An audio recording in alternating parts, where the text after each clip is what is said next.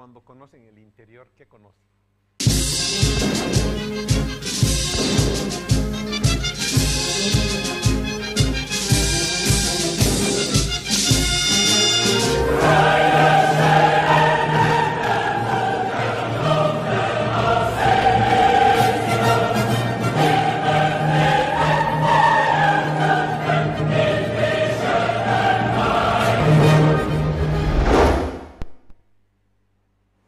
Muy buenas tardes, amigos y amigas de Santa Cruz y por supuesto de La Paz. Un gran saludo a ustedes. Hoy día vamos a acometer temas que sin duda van a ser de interés suyo con un invitado muy especial, es Martín Montero. Martín Montero Kusevic. Martín es nacido en Santa Cruz, formado en economía en la Universidad Gabriel René Moreno. Así es. Pero luego viaja a los Estados Unidos para obtener una maestría. ¿En qué universidad y en qué estado? En la Universidad de Western Illinois, en el estado de Illinois. Ajá. Y luego el doctorado en la Universidad de West Virginia, en el estado del mismo nombre. Correcto. Tiene un doctorado en economía. Así es. ¿En qué área de la economía? En macroeconomía. Macroeconomía. Muy bien. Y en la fecha, Martín está enseñando. Es un catedrático universitario. ¿En qué universidad? Así es. Bueno, primero, gracias por la invitación. Yo actualmente vivo en Beirut.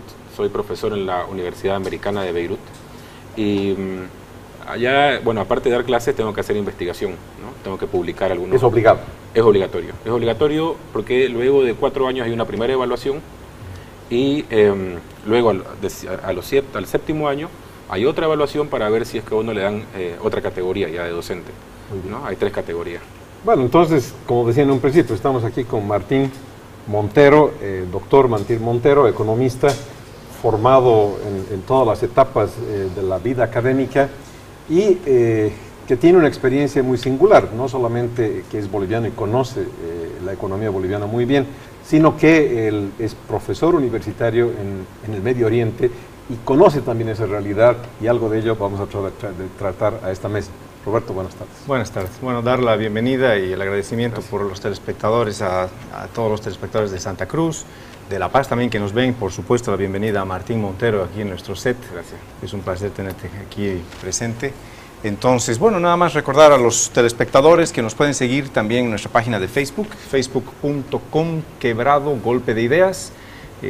Ahí pues pueden poner me gusta y poner sus comentarios. También pueden seguirnos en otra red social para ver los capítulos enteros pasados, que es en YouTube, youtube.com/Golpe de Ideas. Ahí también nos encuentran y pues recordar como siempre que este programa viene con el gentil auspicio de Machicao Abogados Sociedad Civil. Machicao Abogados se encuentra aquí en Santa Cruz de la Sierra.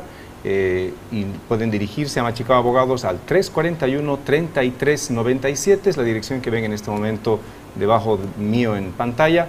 También al correo electrónico abogados@machicaolegal.com. Bueno, dicho esto, bienvenido Martín, pues empecemos este golpe de ideas. Bueno, este programa va a ser una especie de viaje porque así lo amerita la situación, pues, ¿no? Tu vida es muy interesante. Aparte del tema económico, el haber viajado tanto y estar expuesto a tantos países, te hace un economista interesante. Quisiera empezar un poco por casa, ¿no? Sé que tú consideras o has hecho de tu vida en los estudios de macroeconomía, Bolivia es tu especialidad, digamos, ¿no? La pregunta lógica es cómo ves la economía boliviana. Pero me comentabas de que tal vez sería interesante acceder a algunos pensamientos tuyos en relación a ciertos puntos específicos, ¿no? Me hablabas, por ejemplo, del tema de la inflación, de las exportaciones. ¿Qué ves tú aquí? Son 10 años de este gobierno. Me refiero al gobierno porque de alguna manera es un periodo económico que tiene una ligazón coherente, digamos, ¿no? O no sé, o tal vez incoherente, pero empieza el año 2006 en enero y se hacen una serie o por lo menos se dice que se hace una serie de cambios en relación al pasado. Se nacionaliza todo el campo de los hidrocarburos, no tanto en la minería, pero sí en los hidrocarburos. Todo el tema agrícola en realidad no se lo toca, ¿no? Y se crean muchas empresas públicas y hay mucho gasto público. En efecto, pero en el 2006 además hay un cambio interesante a nivel mundial, ¿no? Que favorece al gobierno. Y bueno, hablar de economía actualmente es relativamente sencillo, las cosas están relativamente bien, uno ve la macroeconomía y es difícil argumentar en contra de los datos, ¿no? Obviamente uno habla en base a datos del INE, ¿no? O de los datos oficiales. Pero cuando ya uno se adentra en el tema de la economía, se da cuenta de que parte del crecimiento es por una burbuja de consumo, ¿no? Y esto se puede volver peligroso. Decía el presidente Morales en enero que la baja en el precio de los hidrocarburos no era sostenible, ¿no? Bueno, y los datos han demostrado que el presidente estaba equivocado.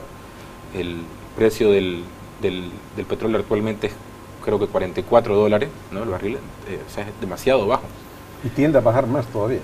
Puede que baje más, pero luego también puede que haya un rebote, ¿no? De todos modos, como yo la veo la situación, macroeconómicamente estamos bien, pero hay mucho por hacer, ¿no?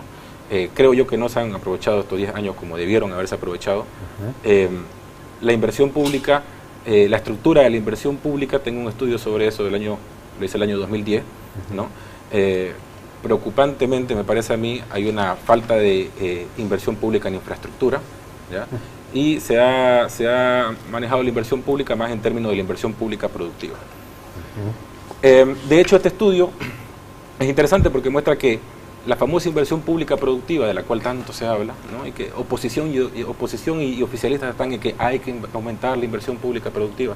Resulta que el estudio demuestra que la relación inversión pública productiva al crecimiento es negativa, ¿no? Y la inversión pública que sí tiene un efecto positivo es la infraestructura, ¿no? Entonces, creo que estos datos son preocupantes porque ahora que se ha acabado el superciclo de los precios altos, ¿no? Habrá que ver qué hacer y con qué recursos. Sí, voy a ser más incisivo. Has mencionado el tema de... Después quisiera hablar también de los ingresos de Bolivia. Decías, sí, hay una especie de burbuja de consumo, por eso estamos bien.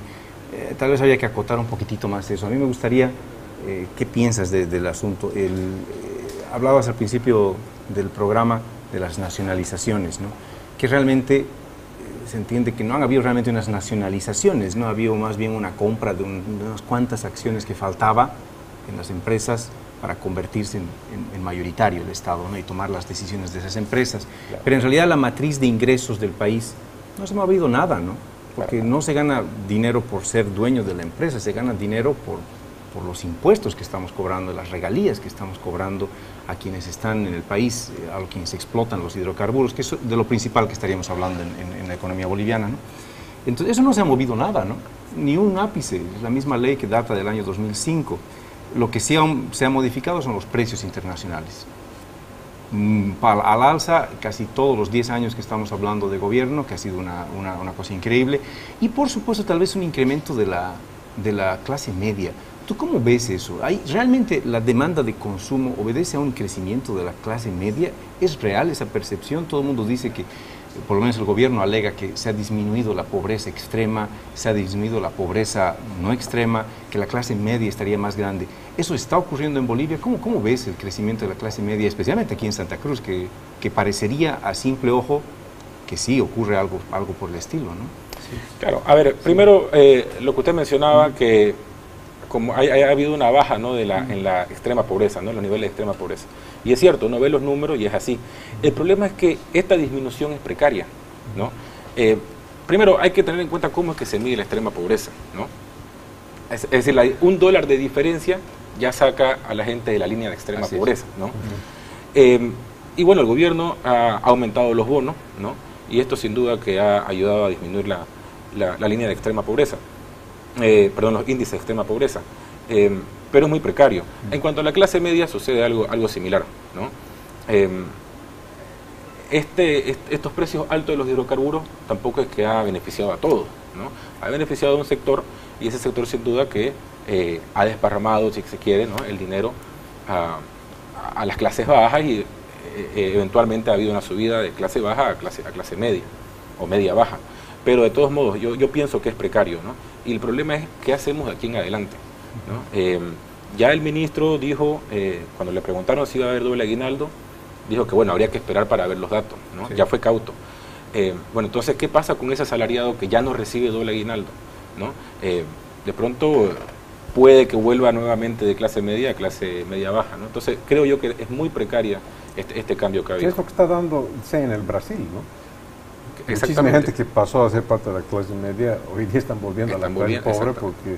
A una velocidad increíble en el Brasil, ¿no? Sí, no, increíble. Porque increíble. Hablabas de la burbuja de consumo y me voy más a lo que ha sido el detonante de la gran crisis financiera de los últimos años, especialmente en Estados Unidos, ¿no?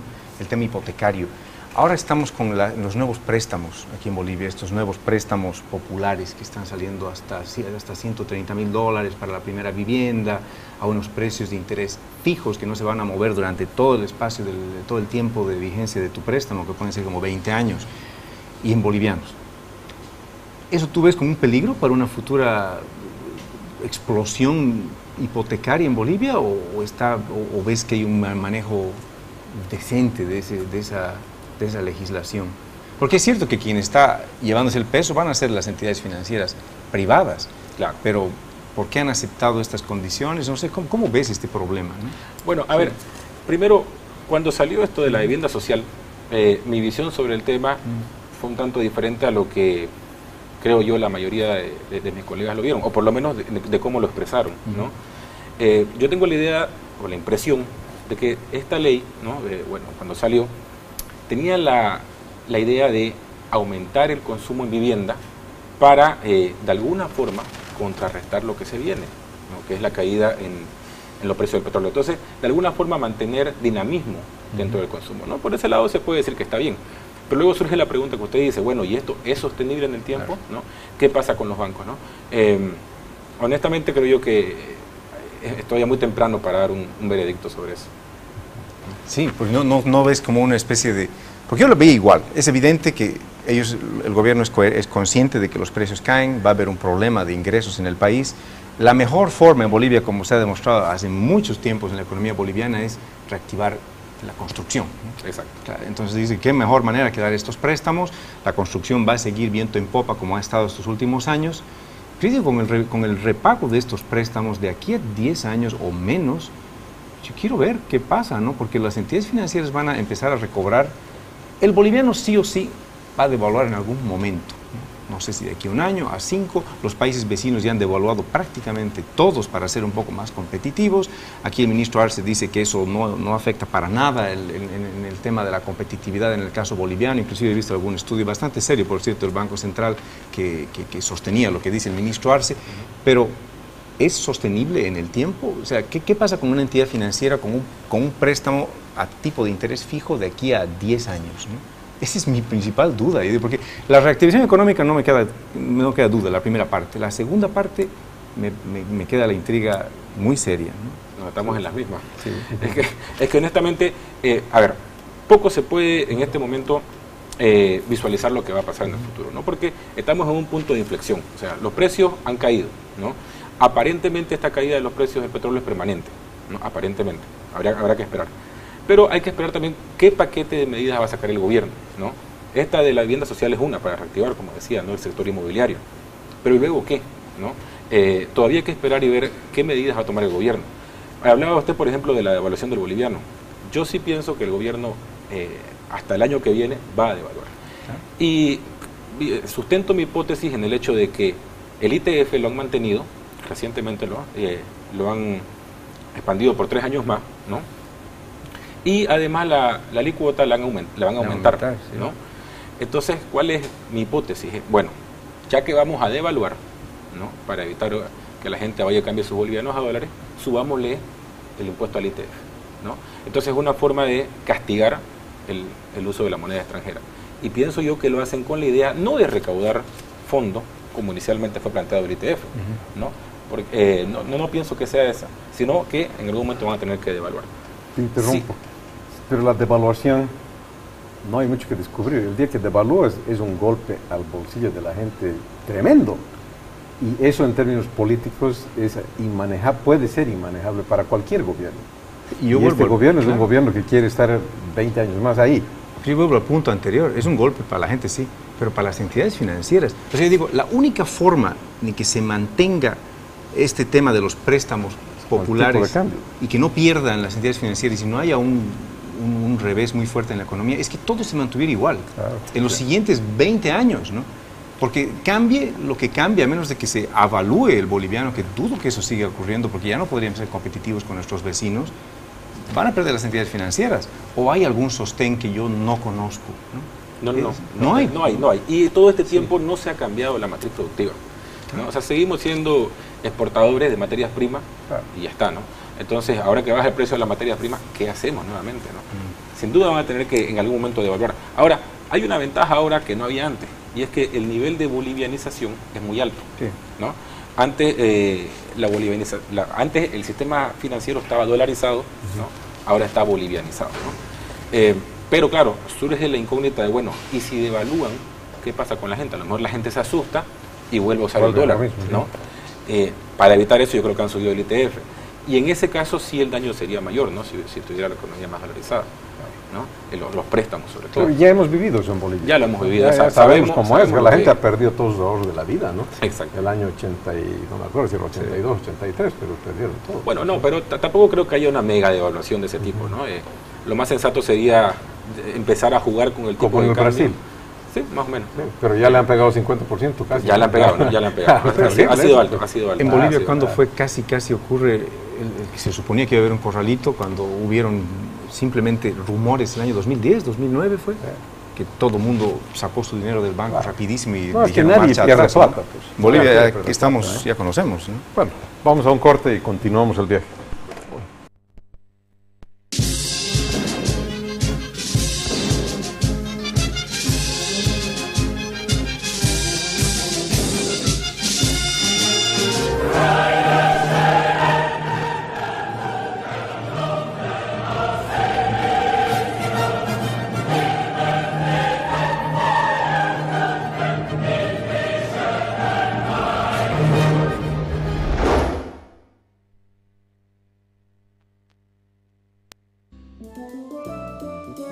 Sahara Pizza, con el sabor americano de verdad, con un ambiente familiar y con más de 20 sabores de pizza a la carta en todas nuestras sucursales. También hacemos entregas a domicilio en toda Santa Cruz. Visite o llámenos y disfrute de nuestro sabor, además de opciones de pastas, lasañas, alitas de pollo y mucho más. Te esperamos en Sahara Pizza, con el sabor americano de verdad.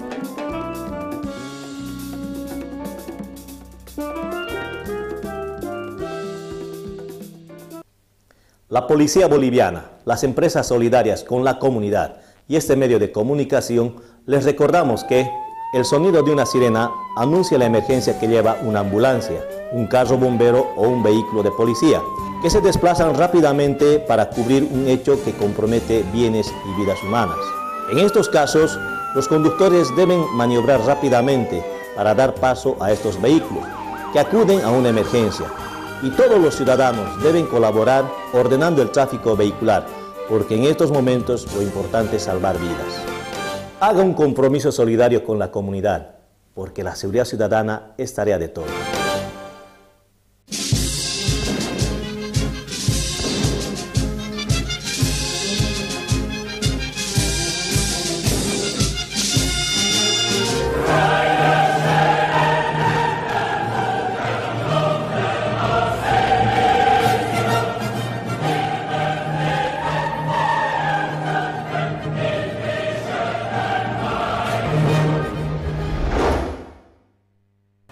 Bueno, ya hemos conocido tu punto de vista general, obviamente, sobre la política económica del gobierno boliviano.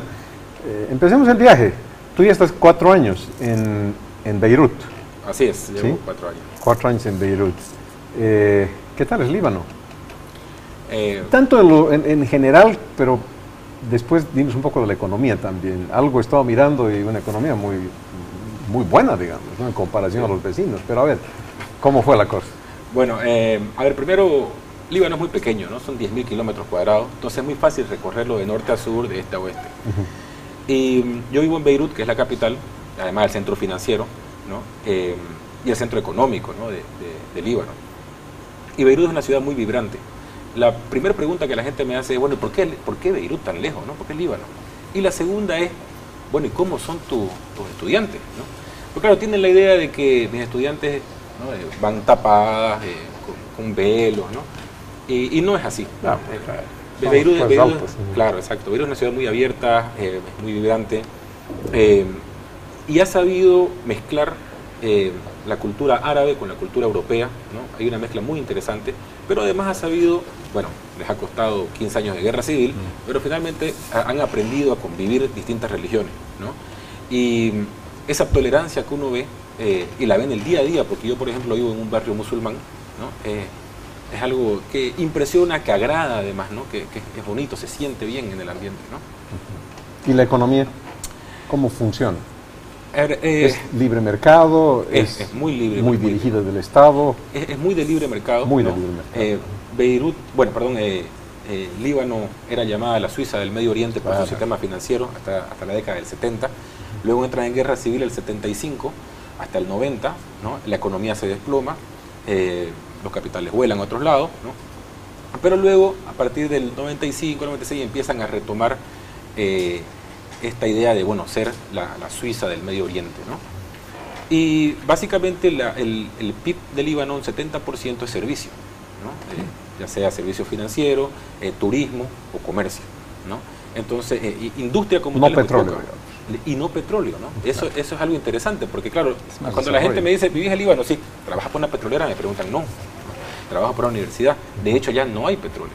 No hay petróleo. No hay. Y eso, claro, causa muchos problemas. Para empezar, el precio de la gasolina es carísimo, ¿no? Es el doble que acá, ¿no? Como $1 casi cuesta el litro, ¿no? Imagínate. Y teniendo ahí vecinos, ¿no? Que son los mayores exportadores. Pero además de eso, Líbano tiene una especie de economía de guerra. Dado que no hay petróleo, ¿no? Tienen que importarlo. En todo Líbano, si uno tiene suerte, tiene 3 horas sin electricidad por día, ¿no? Caramba. Por día. Entonces, por ejemplo, en mi edificio 3 horas al día no hay electricidad. ¿Y por qué es ¿Ya? eso? Porque no hay petróleo para hacer trabajar la generadora. Entonces, bueno, y en otros lugares es peor. La energía eléctrica la generan entonces... En base al petróleo, claro. Claro, ajá. Ya, no es hidro. No es hidro. No hay hidro ahí. No hay hidro. Hay muy poco, ¿no? Hay muy poco. ¿Hay nuclear o no? No hay nuclear. Nada. No hay nuclear. Termoeléctricas son todas, Sí, básicamente. bueno, y hay algunas que funcionan como hidroeléctrica, pero igual es muy poco, ¿no? Entonces, como no hay petróleo... Solo para hacer la comparación, Bolivia es hidro, ¿no? En la producción de energía eléctrica. En la producción de energía eléctrica, Ajá. pero ya no. Se ocupa muy poco en la parte de las montañas, ¿no? Y claro, esto genera el problema de la electricidad. No hay electricidad 3 horas. Y en otras zonas no hay 7 horas, 8 horas. Ahora que estamos en verano, inclusive en mi zona, que son 3 horas, se extiende hasta 5 o 6. No, te decía para la comparación. En Bolivia la producción de energía eléctrica proviene básicamente es hidroeléctrica. Hidroeléctrica. Claro. Ah, ya. En cambio en el Líbano la producción no es hidroeléctrica. No es hidroeléctrica. Otro sistema mental, digamos. Exacto, ¿no? exacto. Del petróleo y del petróleo importado. Importado, porque claro, exactamente, ese es el problema. O sea, no tienen autogeneración de energía eléctrica. No tiene. En Bolivia nos viene regalada por gracia de Dios, no por la inteligencia de los bolivianos. Hay muchos ríos y ahí meten y generan energía eléctrica. Los pobres Los libaneses tienen que no es el comprar caso. petróleo y tienen que generar a través de ese petróleo su luz del día, Exactamente. su luz de la noche. Y bueno, no hay suficiente dinero, entonces ahorran. Claro, y bueno, pero esto que ha generado que, o sea, uno no puede estar 3 horas sin electricidad, ¿no? Es decir, se las puede aguantar a veces, ¿no? Pero lo que hace la gente es que compra generadores. Y se ha creado toda una mafia en base a esto, ¿no? Hay una zona en Líbano donde la compañía eléctrica libanesa, que es estatal, dijo, bueno, aquí vamos a implementar un plan piloto para que tengan electricidad 24 horas. Bueno, resulta que un grupo se opuso, ¿no? A los 2-3 días de esa declaración, las generadoras aparecieron disparadas, ¿no? Dispararon y las dañaron. Claro, ¿qué pasa? Que hay una mafia que vive de eso, de vender electricidad, ¿no? Entonces ellos tienen generadores privados y los venden, ¿no? Entonces esa es la forma como más o menos se ha visto, ¿no?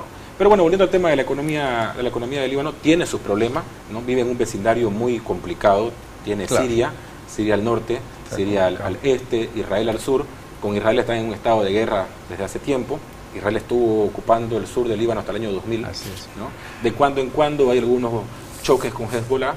Entonces es un vecindario muy complicado, ¿no? El Pero aún vecindario así, más difícil del mundo casi, ¿no? debe ser de los más difíciles del mundo. Pero el chip económico de la gente, a ver, digamos, en Bolivia andamos con, yo qué sé, el sujeto revolucionario, el partido de vanguardia, o sea, tenemos un lenguaje un poco arcaico, ¿no?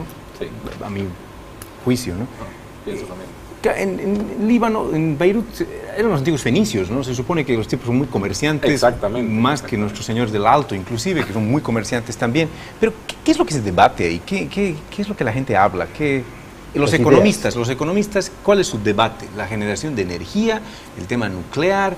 ¿Qué es lo principal que hablan ahí? ¿Cuál es su chip? ¿No? Sí. La charla allá de economía es muy diferente a la de acá, ¿no? Como decía, aquí hay un debate muy arcaico, ¿no?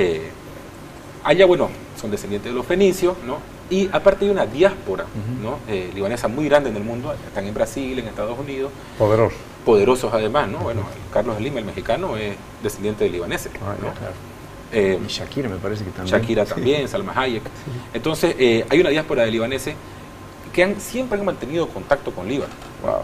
Entonces, claro, uno está en Beirut y se da cuenta de esta internacionalización. El que más, el que menos, te habla 2 idiomas, ¿no? Y tengo alumnos que hablan 3, 4 idiomas fácilmente.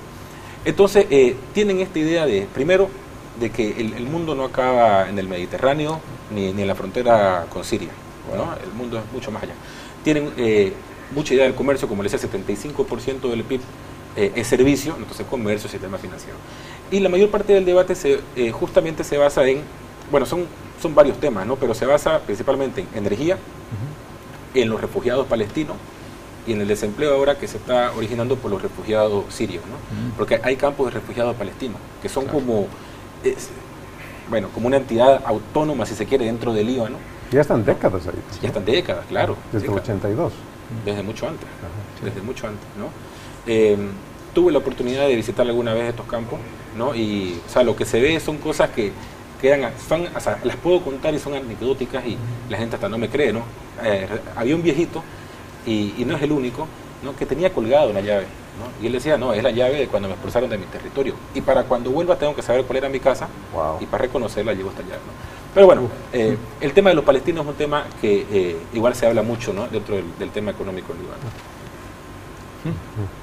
No, impresionante. O sea, por eso me intrigaba eso, porque la gente a veces tendemos a ver a los países árabes como solamente viven de petróleo y tal vez no hay un debate económico de qué es lo que sea. Pero Beirut siempre ha sido distinto, ¿no? Justamente por sus características de no tener petróleo y de que ser un país que es heredero de los comerciantes más famosos de la antigüedad, ¿no? Entonces, ¿qué relación tienen ellos con cómo consiguen el petróleo? ¿Solamente una compra pacífica? ¿Qué relación tienen con los países productores de gas, con los países productores de petróleo? ¿Cómo funciona su condición de árabe, sus relaciones con los principales productores, ¿no? Porque no es pacífico. Llegar al Beirut, tienes un problema para llegar con gasoductos y demás. ¿Qué hacen? Hay un problema, ¿no? Pero, a ver, hablando de lo que decía, que no hay petróleo en Beirut, yo he charlado con libaneses y me dicen, la bendición es que no tengamos petróleo, claro, ¿no? Porque hemos aprendido a hacer algo más. Así ¿no? es. Pero ahora, volviendo al tema, claro, a ver, ellos tienen la condición de árabe, ¿ya? Aunque no todo libanés se reconoce como tal, ¿ya? Y bueno, y mucho menos musulmán, porque la cosa está dividida, casi el 60% musulmán, 40% cristiano, y dentro de los cristianos, muchos de ellos no se ven como árabes, ¿no? No todos, pero muchos de ellos, por lo menos con los que he tenido la oportunidad de conversar.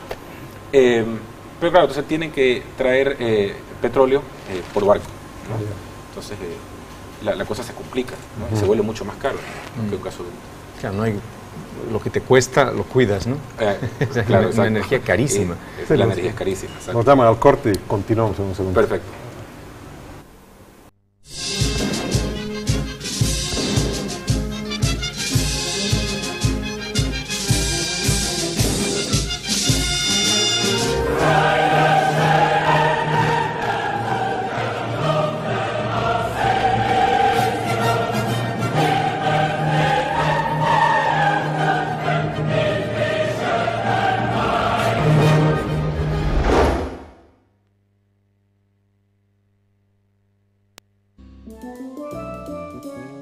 Sahara Pizza, con el sabor americano de verdad, con un ambiente familiar y con más de 20 sabores de pizza a la carta en todas nuestras sucursales. También hacemos entregas a domicilio en toda Santa Cruz. Visite o llámenos y disfrute de nuestro sabor, además de opciones de pastas, lasañas, alitas de pollo y mucho más. Te esperamos en Sahara Pizza, con el sabor americano de verdad.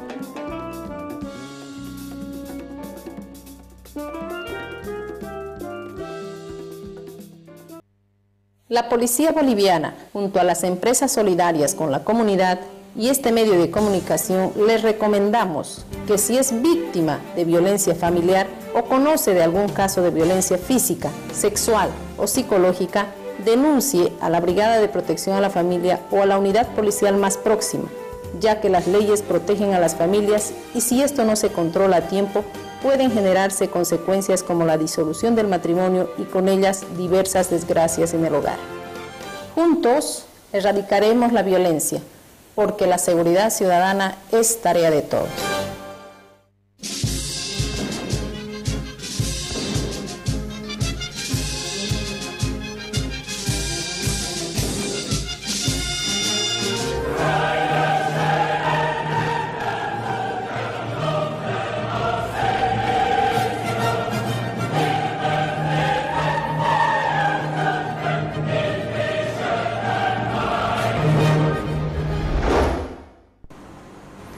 Bueno, Martín, continuando un poco el viaje, me decías en el intermedio, no hay embajada de Bolivia en Líbano, hay un consulado, y ese consulado es honorario. Casi suena lógico, pero si tú estás ahí ya 4 años, si te pasa, seguramente te ha pasado por la mente, si tuvieras que incrementar las relaciones, ¿tiene sentido o no primero? Pensar en que hay que aumentar las relaciones entre Bolivia y el Líbano, o el Medio Oriente, tal vez, viéndolo un poco más amplio, o no, o es simplemente tan remoto aquello que no nos molestemos, aquí estamos bien con el Brasil, con los argentinos, les vendemos y ya, digamos, ¿no? No somos como los libaneses, porque ellos, como tú decías, son muy internacionalizados, piensan porque tienen gente en México, tienen gente en Colombia, entonces no les resulta tan extraño. A nosotros sí. Pensar en el Medio Oriente, para empezar, los bolivianos pensamos que en el Medio Oriente es una sola cosa, una mancha ahí, porque diferenciar entre Siria, Líbano, Irán, todas esas cosas son exógenas. ¿Cómo ves tú el futuro? ¿Debería haber más relación, sí o no? ¿Y por qué y cómo, si es que sí? A ver, yo creo que se debería aprovechar el hecho de que los libaneses tienen este espíritu comerciante, ¿no? Se debería aprovechar. Y claro, como les decía antes, 75% del PIB libanés es servicio. Bueno, pues entonces vendámosle lo que no producen, ¿no? Producción física. Yo, por ejemplo, estando allá, ya uno se da cuenta, ¿no? de lo que falta o de lo que se podría hacer. Y creo yo que Bolivia y Sudamérica, tal vez en general, tuviera buenas opciones de comercio con Líbano, y eso, lógicamente, iría también para las otras regiones del Medio Oriente. Aunque no estoy tan interiorizado con las otras partes, pero con Líbano sin duda, ¿no? Por ejemplo, ellos importan carne de Brasil y de Australia, ¿no? Importan palmito, importan cayú, bueno, cayú lo traen de la India ahora, ¿no? Pero son cosas que nosotros producimos acá, ¿no? Soya, quinoa. ¿Cuánto cuesta el kilo de carne traído del Brasil? El kilo de carne de segunda cuesta $9. El kilo de carne de segunda. Y el de primera, puede llegar a costar hasta $15. Cuando hay, ¿no? Cuando hay. Entonces, creo yo, bueno, pero claro, uno luego se pone a pensar y dice, bueno, ¿y de Bolivia cómo la saco? Eso. ¿No? Porque no hay una infraestructura caminera decente, no hay forma de sacar los productos sin que se te incrementen los costos. Claro. Entonces, bueno, ¿cómo la saco? Entonces, eso yo creo que es lo que en algún momento me detuvo cuando dije, bueno, hagamos negocio aquí con Líbano, pero luego me detuvo, ¿no? Entonces, si se pudiera ver una forma factible, barata, bueno, eso sin contar que de pronto aquí le ponen un freno a las exportaciones, absurdos, ¿no? Claro. El gobierno es así, de pronto se enoja con los ganaderos y, bueno, ya no me exportan más y se acabó. Viéndolo de ese lado, yo creo que habrían opciones de comercio, ¿no? Bueno, el cayú no hace falta mandarlo rápidamente, ¿no? Y se produce cayú en Pando, por ejemplo, ¿no? Castaña, ¿no? En Líbano, el cayú, la castaña la procesan y la venden a toda Europa, ¿no? Entonces, creo yo que por ese lado hay oportunidades, ¿no?, para nosotros. Las mafias, ¿cómo las manejan? O sea, aquí en Bolivia, todos lo sabemos, hay una parte importantísima de la economía que no se debe al incremento de precios internacionales de los hidrocarburos, ¿no?, sino a los precios boyantes de la cocaína, ¿no? Eso no es difícil cuantificar realmente qué parte de la economía es, pero sin duda es una parte importante, ¿no?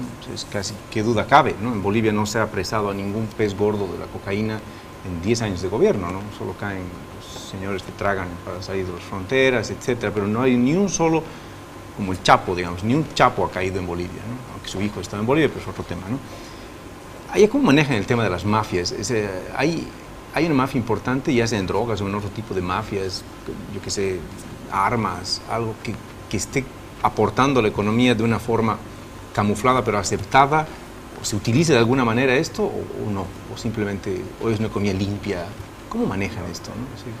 Hay mafias, ¿no? Sin duda. Yo les comentaba la mafia, por ejemplo, de los generadores eléctricos, ¿no? El problema con las mafias allá es que tienen padrinazgo político, ¿no? Y Líbano, mal que mal, está en un equilibrio que, pues, está en la cuerda floja, o sea, en cualquier momento se puede caer, ¿no? Entonces prefieren hacerse de la vista gorda, ¿no? Prefieren hacerse de la vista gorda. No es que uno esté de acuerdo, pero tal vez sea lo mejor, ¿no?, para ellos, tal vez les funciona al menos. Y no estoy haciendo apología del delito ni nada de eso, ¿no? Pero simplemente sí hay mafia, sí están protegidas, ¿no? Y sí son de conocimiento público muchas de ellas. Claro. ¿Tú tienes alguna idea sobre, volviendo a Bolivia, sobre el porcentaje que significaría en el PIB el tema del narcotráfico? ¿Hay un método para calcular o no hay un método para calcular? Bueno, a ver, un método que alguna vez escuché, asumiendo, bueno, vamos a asumir que todo lo que se incauta es solamente el 10% de lo que se produce, ¿no? Ya, pero no sé, es una estimación. Es una estimación, o sea, y ese es el problema de rasgos, la economía informal, ¿no? Del mercado negro, o sea, no se puede ir más allá, no se puede. O por lo menos no conozco, pero a lo mejor se puede, sí, claro, no lo conozco. Claro. La gente del Líbano en realidad da por lo poco exposición que uno tiene a conocimientos de allá, pero han dado una lección, ¿no? Después de años, una economía, una gente que ha estado en guerra durante muchísimos años, pues han mantenido, ¿no? Tan pronto ha terminado la guerra, ahora es un país, pues, con un PIB muy importante, un PIB per cápita sumamente importante, ¿no? ¿Qué podríamos importar de ellos? O sea, no en productos ni nada, en mente, ¿no? Nosotros como país monoproductor, casi monoproductor en exportaciones y demás, ¿qué hace falta? ¿Qué chip ves? ¿Qué elemento importante ves en el pensamiento, en general de Medio Oriente, pero en particular obviamente donde vives en Beirut, que podríamos utilizar? Digamos, el importar, exportar cosas entre nosotros me parece difícil, a menos de que sean productos de altísimo precio y muy livianos, por la distancia que nos separe el incremento de precio que representaría llegar hasta allá. Pero en el chip, ¿qué podríamos nosotros importar de ellos, ¿no? ¿Qué bueno, lo ves válido? Después de 4 años de vivir ahí en la intelectualidad de Líbano, ¿qué ves válido? Si fuera tan fácil importar el chip, ¿no? Sí, no, pero ¿qué elementos ellos manejan que te parecen bien importantes, ¿no? Yo qué sé, digamos, los israelitas son los tipos que van contra viento y marea y la libre empresa a como dé lugar, ¿no? Es casi una medalla de honor tener una empresa naciente, un startup famoso, ¿no? Los tipos, el que no tiene un startup, ¿quién eres? ¿No? Claro, se valoran, ¿no? ¿Cómo son ellos, no? ¿Cómo son los libaneses? ¿Qué podemos importar de ellos que valga la pena para que aquí mejoren las cosas, ¿no? A ver, el libanés tiene un espíritu emprendedor igual tremendo, ¿no? Pero además un espíritu académico que es muy grande, ¿no? Que hay que reconocerlo. Y claro, yo supongo que parte de esto se debe a la internacionalización de Beirut, ¿no? Pero además, les comentaba antes, ¿no? La tolerancia que al final se ha dado entre las distintas sectas. En Líbano hay 18 sectas religiosas, ¿no? Todas tienen un cierto poder dentro del gobierno. Entonces, esta amalgama de religiones, de culturas, de visiones... El gobierno está segmentado, ¿no? Un X porcentaje de cristianos, un X porcentaje de musulmanes. Claro, el presidente, por ejemplo, siempre tiene que ser cristiano maronita, siempre, ¿no? El primer ministro siempre tiene que ser musulmán sunita. Eso está escrito en la Constitución. Sí, eso está escrito. El vocero tiene que ser chiita, ¿no?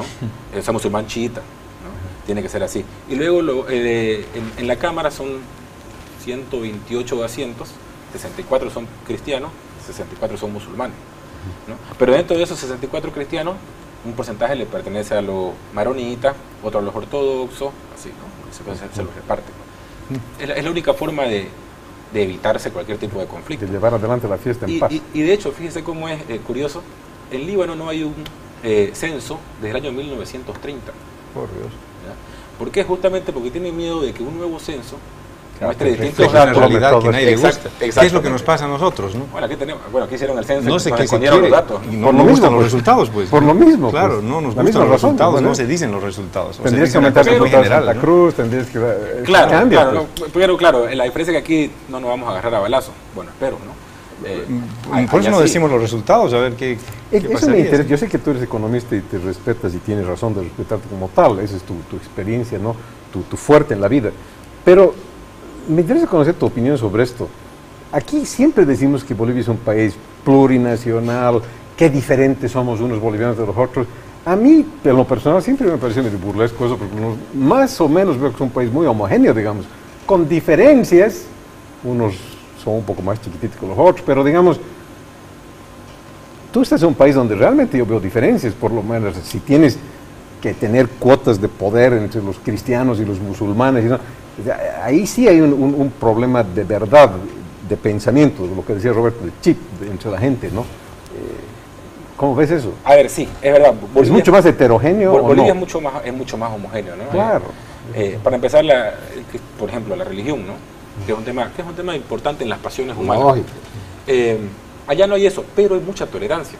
Es lo que yo les decía. Mi mejor amigo allá en Líbano, él es druso, que es una área de los musulmanes. Él vive en barrio cristiano, ¿no? Y se lleva muy bien con todo, ¿no? ¿Tú vives en un barrio musulmán? Yo soy católico, vivo en un barrio musulmán y me llevo muy bien con todo. Uno va a la parte del mar, ¿no? Y ve de pronto una musulmana, ¿no? Tapada, solamente la cara, trotando con una cristiana y uno se da cuenta que la otra es cristiana porque está de short, ¿no? Y no está tapada. Entonces, se reconocen esas diferencias, ¿no? Se reconoce al otro y hay esa tolerancia, ¿no? Claro, pero este es entre el común, ¿no? Entre la gente del pueblo, ¿no? Con los políticos la cosa es un poquito diferente, ¿no? Igual hay la tolerancia y todo, pero bueno, finalmente mi secta, ¿no? Tu secta, mi clan, tu clan, ¿no? Pero finalmente hay una homogeneidad, ¿no? Al final todos se reconocen libaneses, bueno, la mayoría se reconoce libanés, ¿no? Salvo un grupo que es muy pro-sirio, pero la cosa va así más o menos por allá, ¿no? O sea, se reconoce que finalmente todos somos libaneses y nos tenemos que unir a pesar de nuestra diferencia religiosa, que es la más fuerte, ¿no? Y bueno, ahorita un hecho curioso igual, porque creo que estas anécdotas son interesantes, ¿no? Para darnos una idea del país. Los partidos de fútbol ya se juegan sin público, a puerta cerrada, ¿no? ¿Y eso? Porque, claro, como ciertos equipos son financiados por ciertos grupos de poder, ¿no? Religiosos, hay el problema de que, bueno, si juegan, supongamos, unos sunitas contra los chiitas y gana uno, entonces entre las barras hay el problema. Entonces, Ahí para puede evitar que empezar haya una escalada, entonces se juega a puerta cerrada.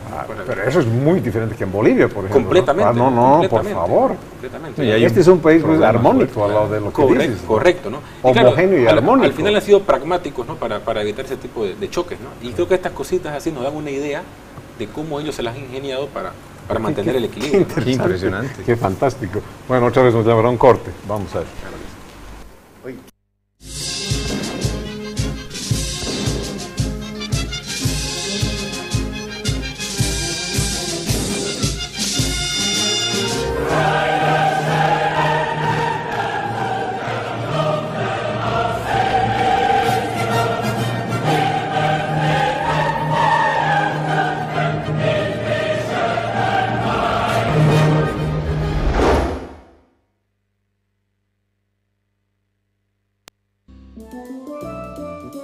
Sahara Pizza, con el sabor americano de verdad, con un ambiente familiar y con más de 20 sabores de pizza a la carta en todas nuestras sucursales. También hacemos entregas a domicilio en toda Santa Cruz. Visite o llámenos y disfrute de nuestro sabor, además de opciones de pastas, lasañas, alitas de pollo y mucho más. Te esperamos en Sahara Pizza, con el sabor americano de verdad.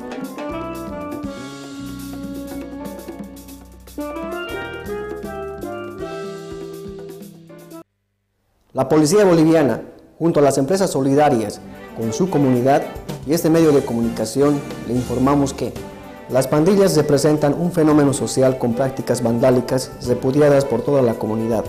A esta manifestación de la delincuencia podemos prevenirla si los jóvenes toman conciencia de su responsabilidad ante la sociedad y los padres controlan sus actos y los aconsejan. Recuerde que la seguridad ciudadana es tarea de todos.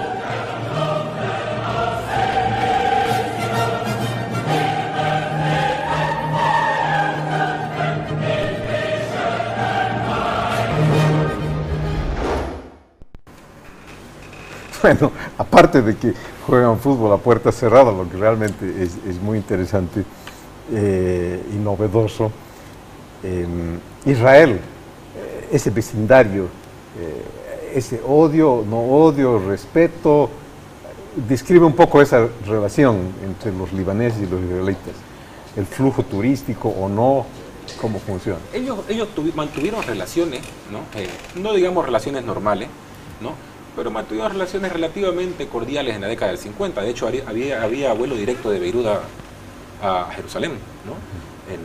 Entre el 50 y parte del 60. Durante la guerra, por ejemplo, del Yom Kippur y de los 6 días, Líbano no tomó parte en ella, ¿no? Creo que los 6 días tomó, pero muy mínimamente. Entonces, había relaciones relativamente buenas. El conflicto ya se empieza a hacer más grande cuando los palestinos que estaban en Líbano, ¿no? O sea, porque al final fueron expulsados de sus casas, todo, tuvieron que irse al Líbano, al sur del Líbano, atacaban a Israel y se replegaban al Líbano, ¿no? Entonces, en el 75 empieza la guerra civil y, bueno, Israel, que se sentía atacada, ve la oportunidad, bueno, ahora me entro, ¿no? Y llega a entrarse hasta Beirut mismo, ¿no? O sea, creo que es la primera capital árabe en caer, o en ser ocupada, de esa forma al menos. Entran, ¿no? Con los tanques, dividen el este del oeste. Al oeste están los musulmanes, al este los cristianos. Israel se queda ahí hasta, bueno, creo que un par de años nada más, tirando ya al 82, ¿no? Cuando llegan a Beirut mismo. Luego se repliegan, se quedan en el sur hasta el año 2000, ¿no? Finalmente en el 2000 Israel se repliega completamente y ya vuelven las tropas. Pero, ¿qué sucede? En el sur es donde está la milicia chiita de Hezbollah, ¿no? Que es apoyada por Irán, ¿no? Militarmente. Bueno, y económicamente además. Y claro, Hezbollah no reconoce al Estado de Israel, ¿no? Y de cuando en cuando hay algunos choques, ¿no?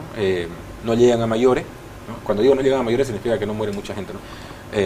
Pero de pronto sí hay 1 o 2 muertos, y la gente ya lo toma como algo que tiene que pasar, ¿no?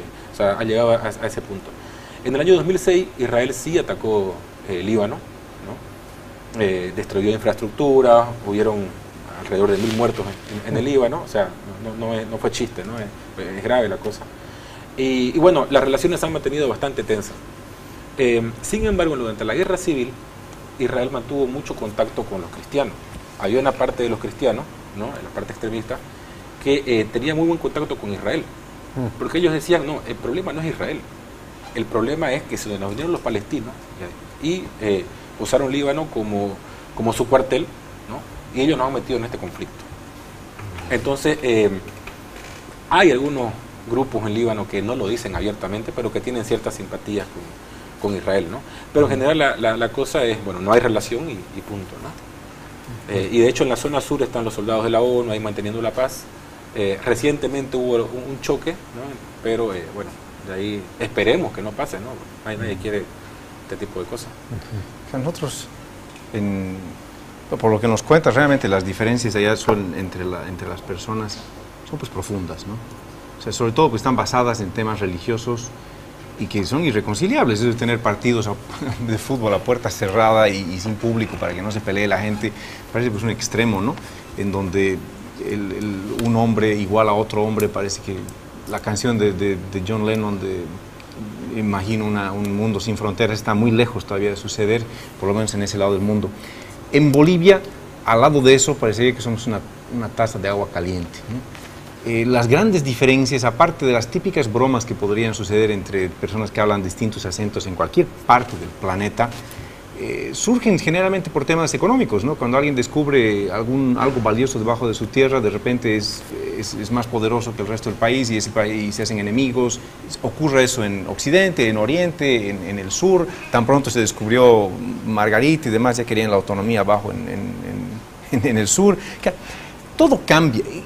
¿Qué receta tú dirías? A mí el tema de la separación, como la estás planteando, de que hay unos porcentajes para los sunitas, otro porcentaje para ellos. Y aquí. En Bolivia poco a poco se ha ido creando ese tipo de cosas, ¿no? Muy distantes de ellos, ¿no? Todavía hay representantes por ciertas comunidades indígenas en las asambleas, generalmente sobre representados respecto al resto de la población del país y de los departamentos en concreto.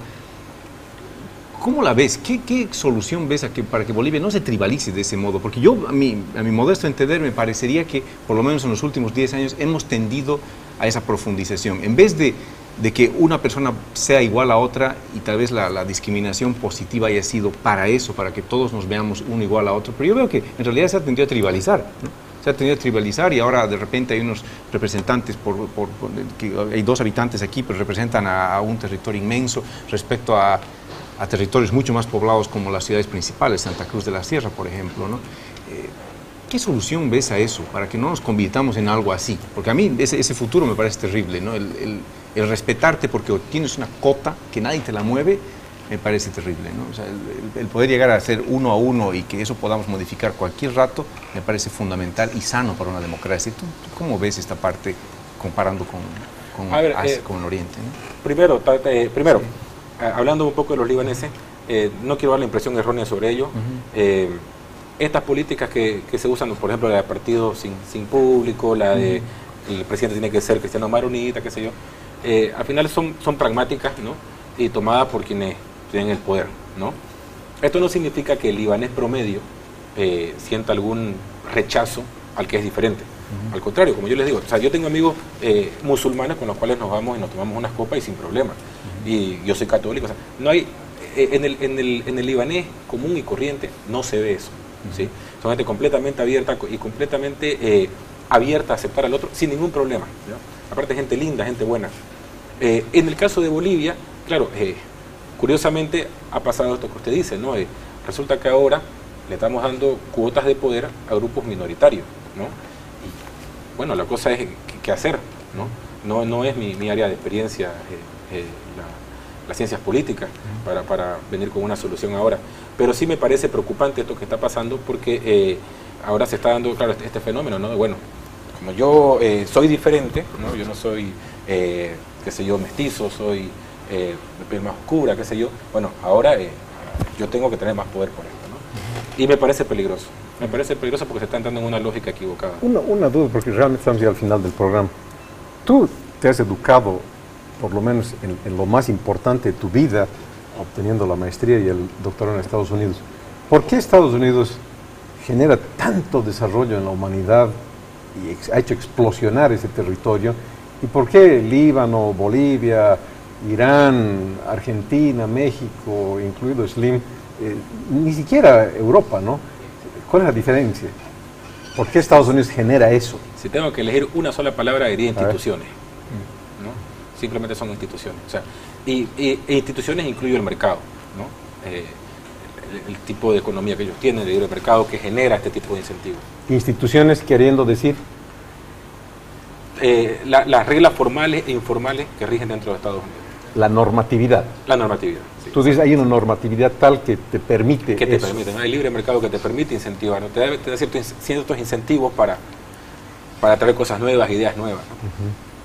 Bueno, estamos ya terminando, ha sido un gusto el compartir esta hora contigo y realmente muy linda experiencia, muchas felicidades, eres un gran profesional y estás empezando una carrera muy linda en un país tan diverso como es en Líbano, y esperamos que vuelvas a Bolivia un día para aportar a este país también con todo el bagaje de conocimientos que tienes. Bueno, gracias a ustedes por la invitación, primera vez que tuvimos sede de televisión, así que no me voy a olvidar nunca, ¿no?, de esta experiencia tan linda. Gracias a ustedes. Magnífico, gracias a ti y bueno, a todos los televidentes, y un gran saludo para todos ustedes y nos vemos la siguiente semana. Hasta el domingo próximo, amigos. Muchísimas gracias por compartir con nosotros estos minutos y nos vemos de aquí a 7 días, como siempre, en Golpe de Ideas, con nuevas ideas que surgirán en el curso de los próximos 7 días. Adiós.